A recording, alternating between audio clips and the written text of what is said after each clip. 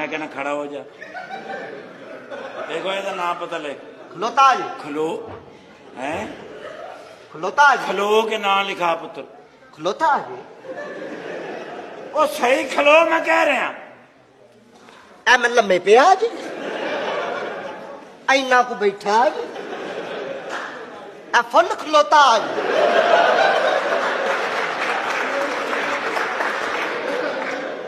ऐसे बंदा बैंक कर सकता? बिल्कुल सही कह रहे हो। नाम किन्ने लिखना? मैं लिखना ते तू आना एक बोली जान लिया साहब ने। अच्छा sir S H sir okay नाम ना लिखा है लिखाओ।